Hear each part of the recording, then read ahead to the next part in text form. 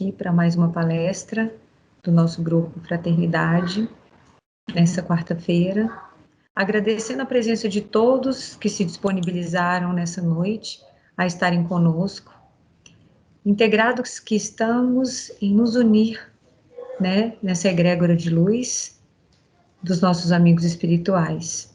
E para nós começarmos, vamos antes de tudo fazer a nossa prece, né, para nos conectarmos a essa energia divina.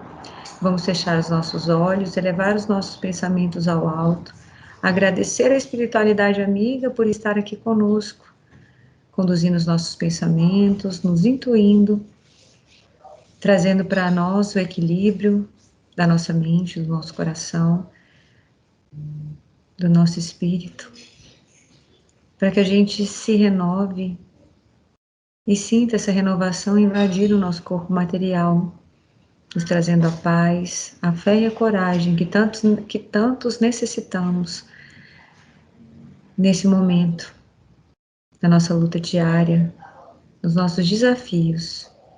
Que a gente se lembre de usar o perdão, o amor e a compaixão para seguir na nossa jornada.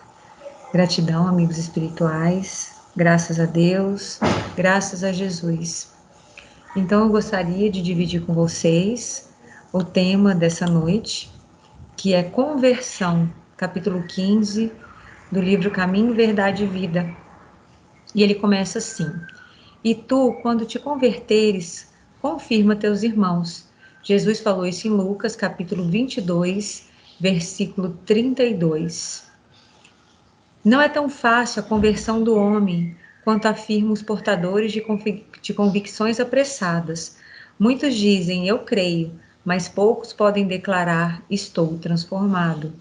As palavras do mestre a Simão Pedro são muito simbólicas. Jesus proferiu-as na véspera do Calvário, na hora grave da última reunião com os discípulos. Recomendava ao pescador de Cafarnaum confirmasse os irmãos na fé quando se convertesse. Acresce notar que Pedro sempre foi o seu mais ativo companheiro de apostolado. O mestre preferia sempre a sua casa singela para exercer o divino ministério do amor. Durante 3 anos sucessivos, Simão presenciou acontecimentos assombrosos. Ele viu leprosos limpos, cegos que voltavam a ver, loucos que recuperavam a razão. Deslumbrara-se com a visão do Messias transfigurado no labor. Assistira à saída de Lázaro da escuridão do sepulcro e, no entanto, ainda não estava convertido. Seriam necessários os trabalhos imensos de Jerusalém, os sacrifícios pessoais, as lutas enormes consigo mesmo, para que pudesse converter-se ao Evangelho e dar testemunho do Cristo aos seus irmãos. Não será por se maravilhar tua alma ante as revelações espirituais que estarás convertido e transformado para Jesus. Simão Pedro presenciou essas revelações com o próprio Messias e custou muito a obter esses títulos. Trabalhemos, portanto, por nos convertermos. Somente nessas condições estaremos habilitados para o testemunho. Gente, isso é muito profundo, né? Se a gente for parar para pensar, o que é conversão, né? Quando a gente se converte, quando a gente muda, né? Quando a gente se transforma. Porque muitos de nós, a gente fala que a gente tem fé, né? Eu tenho fé, nossa, eu tenho fé em Deus. A gente tem fé realmente quando está tudo perfeito, na sua mais maravilhosa glória, né? Quando a gente não tem nenhum ente da família passando por uma doença, né? Eu acho interessante porque esse momento que a gente está vivendo, que muitos de nós foram privados até da liberdade, né, de poder andar por uma questão de escolha pessoal, a gente para pensar, e muitos outros não, né? Muitos outros estão aí colocando a sua vida em risco para que muitos possam ficar numa outra posição. Então, cada um está no seu lugar, fazendo o seu melhor, né, de acordo com as suas possibilidades. E é muito interessante, porque o que essa doença nos trouxe para muitas pessoas foi o sentido da mortalidade. É estranho falar isso, né? Mas muitos de nós estavam assim com a ilusão de uma vida eterna material.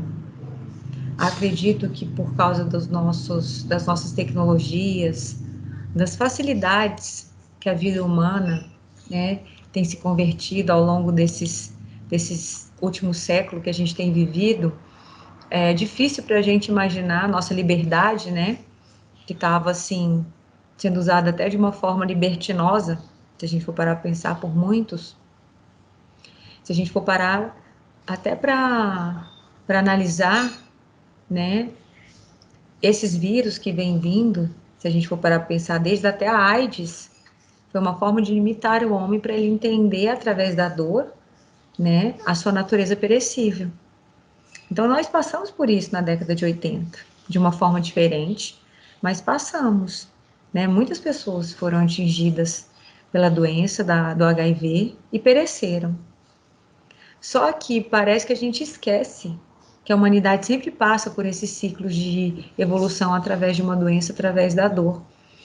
E agora, né, acho que pela pujança que a gente vinha tendo em relação à tecnologia, esse mundo virtual, né, você tá em qualquer lugar do mundo a qualquer momento, bastando você acionar esse aparelho aqui, você sai da sua realidade, vai para uma realidade que você cria, né?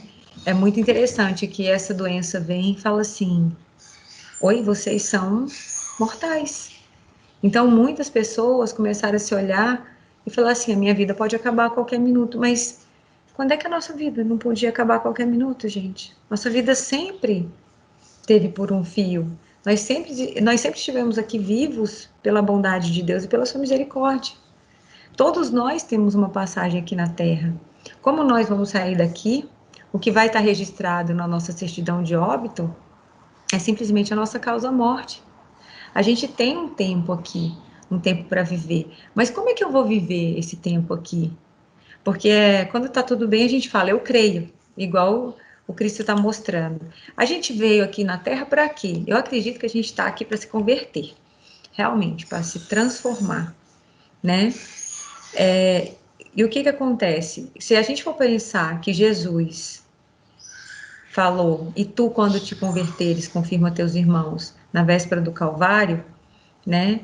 E a gente entender que Pedro sempre viu Cristo, sempre presenciou acontecimentos assombrosos, e que nós, espíritas, dentro de reuniões mediúnicas, corriqueiras, rotineiras, que nós antes fazíamos, de ajudar esses irmãos do plano invisível, nós também presenciamos fatos assombrosos, de certa maneira, e é mesmo assim, no momento que nós estamos vivendo, muitos de nós, né?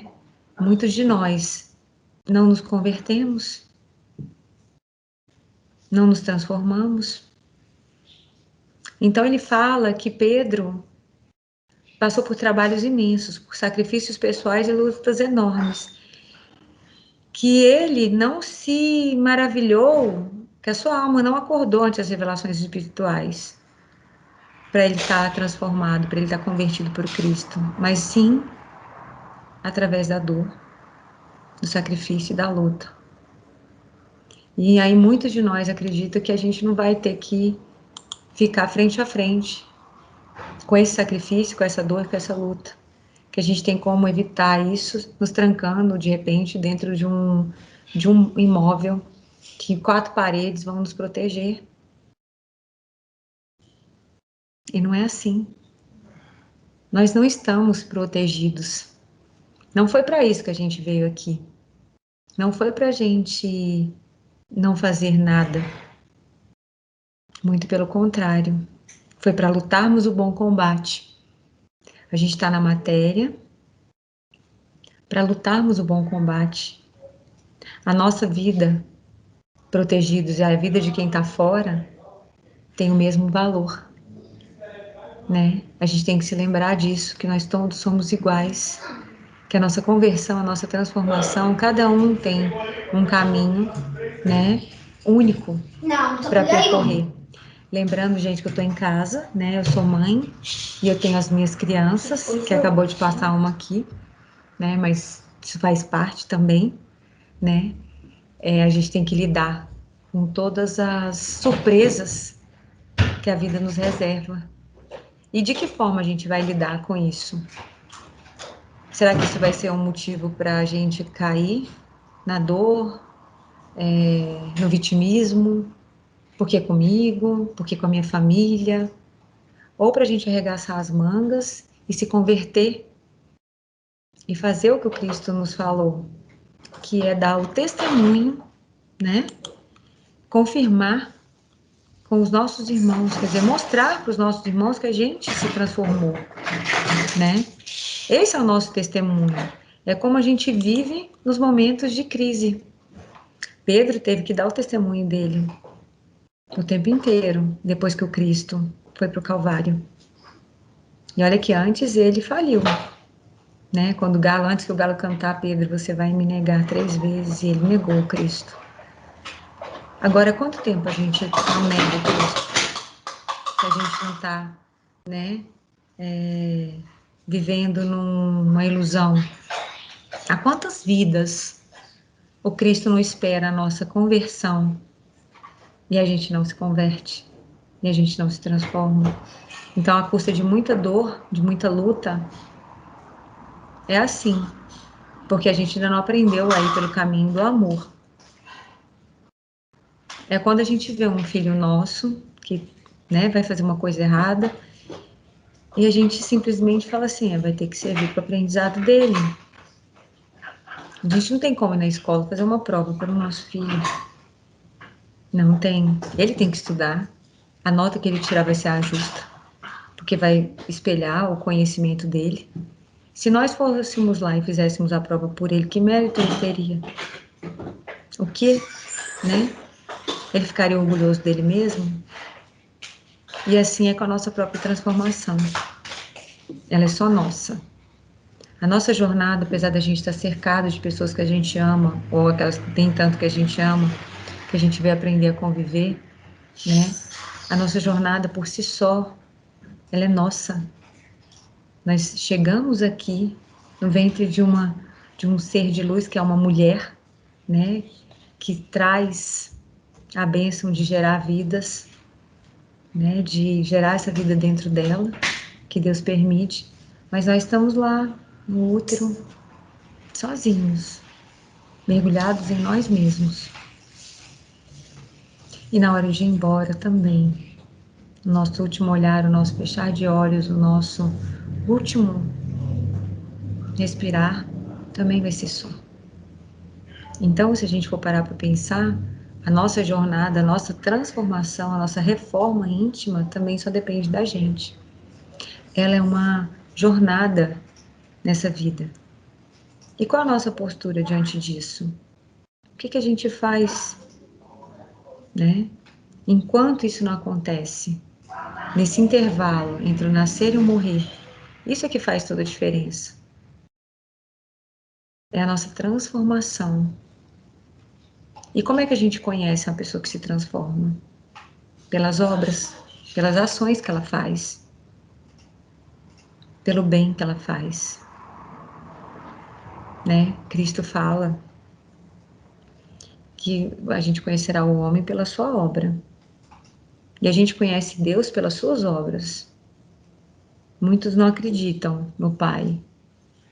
E hoje, se a gente for parar para pensar, o cristianismo ao longo dessa década está sendo perseguido, os cristãos estão sendo perseguidos novamente em vários lugares do mundo.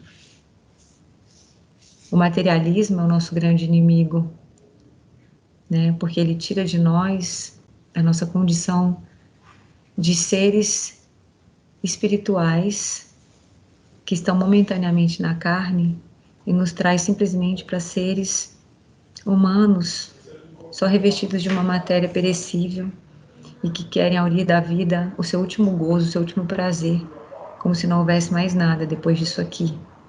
E a ilusão do poder, da vaidade, do dinheiro, fazem com que muitas pessoas hoje sejam simplesmente coisas. E elas tenham somente preço e não valores. E o que nos dá a nossa dimensão de seres espirituais? o nosso valor frente ao infinito, frente à vida, de sermos considerados filhos de Deus. É isso que nos torna únicos. Essa é a nossa luz. Quando a gente olha um outro ser humano como filho de Deus, a gente começa a entender que existe algo muito maior nessa existência e que a nossa vida, apesar dos problemas, apesar de tudo, ela tem um sentido muito maior para a gente estar aqui. Então a gente não reduz as coisas a um preço, a gente cria valores. E esses valores a gente passa para os nossos filhos, para eles serem o melhor que eles puderem ser, para que eles tenham ética, para que eles tenham moral. Não é fácil, porque a vida permeia eles de inúmeros vícios, né? Prazeres fáceis, jogos, mundo virtual, né? Valores distorcidos, objetificação do ser, em que transformam um homem ou uma mulher em simplesmente pedaços de carne. E não é assim. Quando a gente olha essa existência sob a dimensão espiritual, nós entendemos, sim, o que nós viemos fazer aqui, que é nos converter, nos transformar. E aí o homem espera milagres, espera que o céu desça à terra, que Jesus desça numa nuvem, que os anjos venham, né? Que Alá volte, que os deuses indianos apareçam. E não vai acontecer nada disso. Não vai acontecer nada disso. É a nossa transformação como pessoas que vai abrir o nosso pineal, o nosso chakra cardíaco, esse nosso segundo chakra, para que a gente entenda a nossa dimensão espiritual e possa sim transformar esse planeta, assim na Terra como no céu, como disse Jesus. E ele deixou ele deixou um caminho muito claro para a gente seguir, fazer os outros o que a gente gostaria que fizesse conosco, honrar nosso pai e nossa mãe, amar a Deus sobre todas as coisas. Coisinha difícil hoje. Hoje é amar o dinheiro sobre todas as coisas, amar o prazer sobre todas as coisas, amar, enfim, satisfazer seus desejos sobre todas as coisas. O importante é como eu ser feliz agora, mas que felicidade é essa? Uma felicidade que está deixando as pessoas vazias porque elas estão procurando ser felizes na droga, no sexo, na comida, no poder. Não, mas o importante é a gente ser feliz. É eu satisfazer todos os meus ímpetos, todos os meus desejos. Aí a gente esquece de passar tudo pelos 3 crivos, pelos 3 filtros. Eu quero, eu posso e eu devo. Eu quero, sim. Eu posso.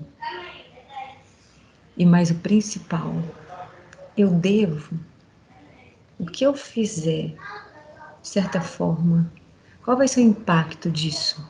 A gente se preocupa com o impacto do ecossistema, né? O impacto em ser sustentável. Não que isso não seja importante, mas e o impacto energético que a gente causa uns nos outros? O que a gente está emanando? Com que frequência a gente está se conectando? A que valores, a que Deus nós estamos servindo? Nós estamos convertidos? Como é que a gente vai fazer para se transformar? Você lembra da borboleta? Acho que a gente ainda está no processo. Mas a lagarta escolheu entrar nesse processo. Ela fez sacrifício, ela passa fome, ela fica dentro daquele casulo para ela poder se transformar. Aquilo gera para ela dor, sacrifício. Ela tem que abrir mão de ser a lagartinha. Eu acredito que essa é a nossa jornada. Está na hora da gente abrir mão de ser lagarta. Hoje, no Evangelho no lar da minha casa, foi muito interessante a lição que veio, né? Bem-aventurados os aflitos. As bem-aventuranças do Sermão da Montanha são uma das passagens que eu acho mais bonitas do Evangelho de Jesus. E aí fala se a gente pode pôr fim ao sofrimento do nosso próximo, ou se a gente deve deixar que esse sofrimento siga o curso dele. E ele fala assim que nós sim podemos pôr, que a gente pode fazer todo o bem que tiver ao nosso alcance para minorar, para minimizar o sofrimento de quem quer que seja. Então nós estamos aqui causando sim impacto um no outro, pela forma como a gente se porta, pelas palavras que a gente fala, pelo bem que a gente deixa de praticar também. Eu só lembro daquela parte do Evangelho, do Livro dos Espíritos, né? Que fala que não adianta você ser bom, né? Você tem que praticar o bem. E aí ele pergunta por que a gente tem a impressão que o mal está crescendo no mundo? Pela omissão dos bons. Os bons se omitindo, o mal cresce. Então qual é o nosso papel? O da omissão, o do deixa disso, o do vamos ficar quieto? Ou a gente arregaçar as nossas mangas e fazer o melhor que tiver ao nosso alcance? Né? A nossa conversão só vai vir com a transformação e a transformação só vem com a ação. Nós somos os trabalhadores da última hora. E nós estamos trabalhando? Como nós estamos trabalhando? Então é isso, gente. Muito bom estar aqui com vocês para mais esse momento de reflexão. Tudo aqui faz parte, né? Até marido falando, o filho, né? Esse foi o momento que eu consegui gravar nessa palestra. Eu gostaria de agradecer a todos e eu gostaria de pedir nesse momento que vocês fechem os olhos aí onde vocês estiverem, se conectem mais uma vez com a espiritualidade maior, com a misericórdia divina, que olha por todos nós, que a gente saiba que tudo é perfeito, que está tudo certo, que Deus é infinitamente misericordioso e bom, que nós estamos aqui de passagem, mas estamos aqui para nos transformar. Vamos agradecer à espiritualidade maior por ter estado conosco todo esse tempo. Vamos trazer à nossa mente, aos nossos corações, as pessoas que a gente acredita que precisam de energias positivas, de equilíbrio, para poder passar pela dor, pelo sofrimento de forma íntegra, com fé e coragem, na luta diária. Que Deus continue nos amparando e nos protegendo. E para finalizar, vamos rezar um Pai Nosso? Reza pra gente lá no Pai Nosso. Fecha os olhinhos e reza, filha, por favor. Pai nosso que estais nos céus, santificado seja o vosso nome, venha a nós o vosso reino, seja feita a vossa vontade, assim na terra como nos céus. O pão nosso de cada dia nos dai hoje, perdoai as nossas ofensas, assim como nós perdoamos a quem nos tem ofendido. Não nos deixeis cair em tentação, mas livrai-nos do mal. Amém. Amém. Que eles fiquem em paz, né, Alana? Que Jesus abençoe a todos. Tchau. Tchau, boa noite.